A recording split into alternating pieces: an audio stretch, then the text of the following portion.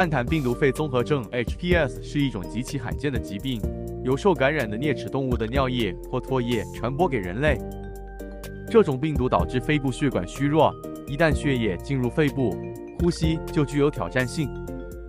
根据疾病控制和预防中心 （CDC） 的数据，从1993年开始，